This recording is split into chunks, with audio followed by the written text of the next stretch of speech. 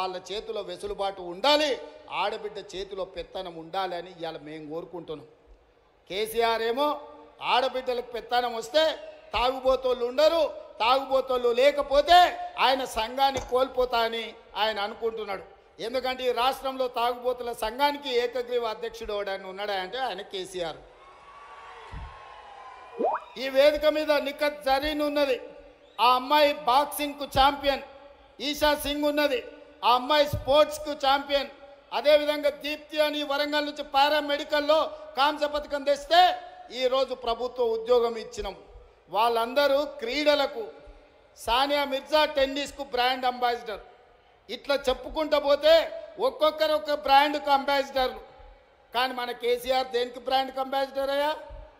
ఫుల్కో ఆఫ్కో brand ambassador ఆయన. అందుకే ఈ రాష్ట్రాన్ని మొత్తం ఒక తాగుబోతుల సమూహంగా మార్చి ఊర్లూరులో బెల్ట్ షాపులు తెచ్చి మందులని మనుషుల్ని మందులో మత్తులో ముంచి ఆలోచన చెయ్యకుండా చేసి అధికారంలో కూర్చోవాలి అనుకున్నాడు. కానీ తెలివిగల తెలంగాణ ప్రజలు తేరుకున్నారు, దిమ్మ తిరిగే జవాబు ఇచ్చిండ్రు. ఇవాళ ఆయన అంటున్నాడు ఏం కోల్పోయినరో తెలిసిందని.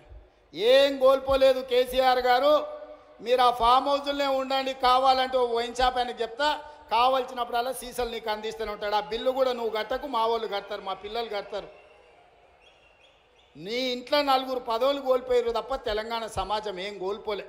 నీ నౌకరి పోతే తెలంగాణ నిరుద్యోగ యువకులకు, నీ తండ్రి కొడుకుల నౌకరి ఊడగొడితే తెలంగాణ నిరుద్యోగ యువకులకు 10 నెలల 50,000 ఉద్యోగాలు ఇచ్చిన ప్రభుత్వం ఈ దేశంలో ఏదైనా ఉంది అంటే అది ఇందిరమ్మ ప్రభుత్వం.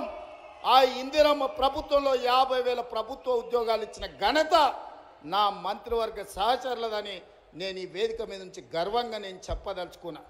అదేవిధంగా ఇవాళ నీ కొడుకు నీది నౌకరి ఊడగొడితే ఇవాళ 23 లక్షల రైతు కుటుంబాలకు 25 రోజుల్లో మా భట్టి గారి చేతుల మీద 18,000 కోట్ల రూపాయల రైతు రుణమాఫీ చేసిన రాష్ట్రం ఈ దేశంలో ఉందంటే అది నా తెలంగాణ, నా ప్రభుత్వం, నా సహచర మంత్రివర్గ సభ్యుల సహకారంతో రైతులకు ఈరోజు 18,000 కోట్ల రూపాయల రుణమాఫీ చేసినాం. ఇంకా కొంతమందికి రావాలి, నాకు తెలుసు. అక్కడక్కడ ఇంకా కొంతమందికి తప్పులతోనో ఖాతాల నెంబర్లు సరిగ్గా లేకనో చిన్న చిన్న కారణాల చేత ఇంకా కొంచెం బకాయి ఉంది.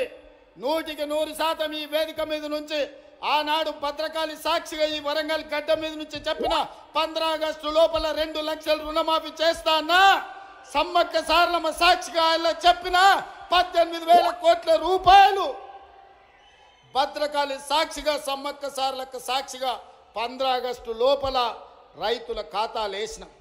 ఇవాళ కూడా నేను మాట ఇస్తున్నా, ఈ వరంగల్ గడ్డ మీద నుంచి మాట ఇస్తే తల తెగిపడ్డా మడమ తిప్పకుండా ముందు నిలబడే లక్షణమున్న కాంగ్రెస్ పార్టీ కార్యకర్తను అందరి రైతులకు రుణమాఫీ చేసే బాధ్యత నాది. మీ ఖాతాలు సవరించుకోండి, మీ ఖాతాలలో ఉన్న తప్పులను సరిదిద్దుకోండి. మీ అందరికీ రుణమాఫీ చేసే బాధ్యత మా ప్రభుత్వం తీసుకుంటుంది. ఎవడో తప్పుడు మాటలు చెప్తే నమ్మకండి, మీకు అండగా నిలబడతా. 10 ఏళ్లలో వాళ్ళు చెయ్యండి, 1,00,000 రూపాయలు చేస్తామని 10 ఏళ్లలో 4 విడతలని ఎవరికి చేసిండ్రో అసెంబ్లీలో చర్చ పెడదాం, రమ్మను బిల్లారంగా ఎవరు వస్తారో చర్చకు. కానీ 10 నెలల మన ప్రభుత్వం చేస్తే 10 ఏళ్ళు వాళ్ళు చేయలేని పని మనం చేసినాము. అభినందించడానికి నోరు రాకపోయింది, కానీ రోజు కాళ్ళలో కట్టెబెట్టాలని కట్టెలు తీసుకొని తిరుగుతారు బిల్లారంగాలు ఇద్దరు. ఇట్లాంటి పరిస్థితుల్లో ఈ రాష్ట్రంలో ఆర్థికంగా వాళ్ళు చేసిన అప్పులు 7 లక్షల కోట్లు. ఇవాళ ఈ రాష్ట్రంలో ప్రతి నెల వస్తున్న ఆదాయం, పాత్రికేయ మిత్రులారా రాసుకోండి, ప్రతి నెల ఈరోజు తెలంగాణ రాష్ట్రంలో వస్తున్న ఆదాయం 18,500 కోట్లు. ఈ 18,500 కోట్లల్లో 6,500 కోట్లు దాదాపుగా ప్రభుత్వ ఉద్యోగులకు జీతాలు పెన్షన్ల కింద పోతున్నాయి. ఇంకొక 6,500 కోట్లు కేసీఆర్ చేసిన 7 లక్షల కోట్లకు అప్పు మిత్తి కింద కట్టడానికి పోతున్నాయి. ఈ 13,000 కోట్లు జీతభత్యాలకు కేసీఆర్ మన నెత్తి మీద మోపిన అప్పుకు ఇవాళ పోతే మిగిలిన 5,500 కోట్లు ప్రతి నెల ఆదాయం ఉంటే ఎన్నో రకాల ఇబ్బందులను ఎదుర్కొని కడుపు కట్టుకొని అవినీతిని నిర్మూలించి రూపాయి రూపాయి కూడబెట్టి ఇవాళ రైతు రుణమాఫీ చేస్తే మమ్మల్ని అభినందించడానికి నీ మనసు లేదు, కానీ ఈరోజు మమ్మల్ని శాపనార్థాలు పెట్టే ప్రయత్నం చేస్తున్నారు. అందుకే ఇవాళ కేసీఆర్ బాధపడుతుండు. ఎందుకంటే రైతులకు రుణమాఫీ రేవంత్ రెడ్డి చేసే కదా, ఇంకా నాకేం మిగులుతుంది చెప్పనే. ఒరేసుకుంటే ఆనాడు ఉరి అన్నాడు, అవునా? ఒరేసుకుంటే ఉరేసుకున్నట్టే అని కేసీఆర్ ముఖ్యమంత్రిగా మాట్లాడిండా లేదా? అలాంటి చంద్రశేఖర్ రావు ఆయన 150 ఎకరాల ఫామ్ హౌస్లో ఒరేసుకుంటే ఆ వివరాలన్నీ బయట పెట్టి బండారం బయట పెట్టి బండకేసాయల్లో కొట్టిన. ఇవాళ బాజాబ్తా తెలంగాణ సమాజం 66 లక్షల ఎకరాలల్లా 1,53,00,000 మెట్రిక్ టన్నుల వరి ధాన్యాన్ని స్వతంత్రం వచ్చినప్పటి నుంచి ఈ రోజు వరకు ఏ రాష్ట్రం, ఉమ్మడి రాష్ట్రం ఆంధ్రప్రదేశ్లో కూడా 23 జిల్లాలు ఉన్నప్పుడు కూడా ఇంత పంట రాలే.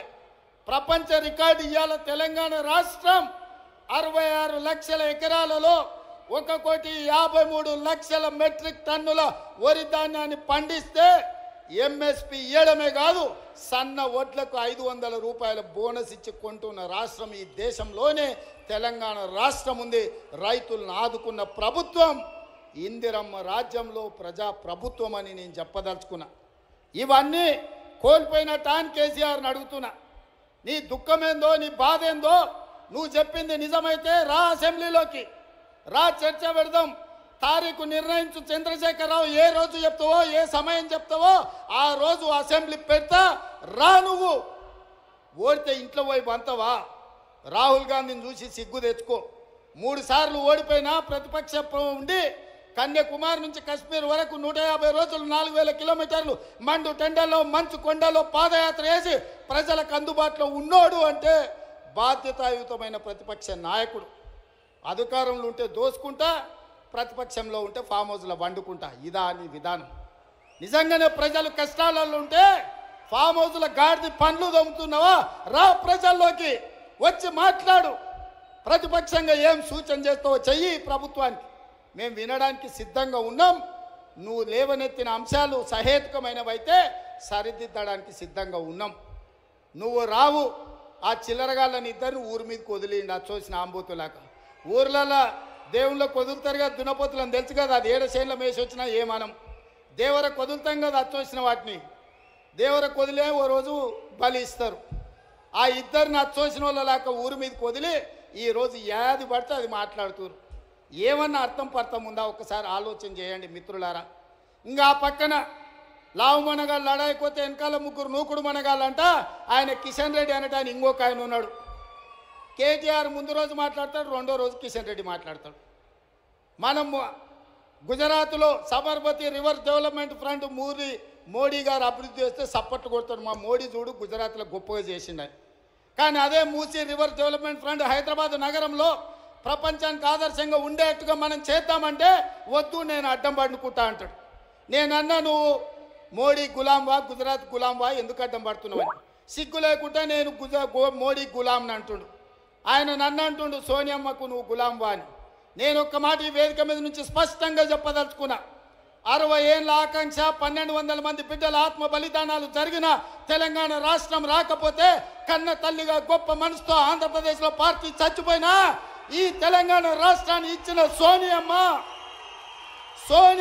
మా అమ్మ, సోనియమ్మ మా అమ్మ, మా 4 కోట్ల తెలంగాణ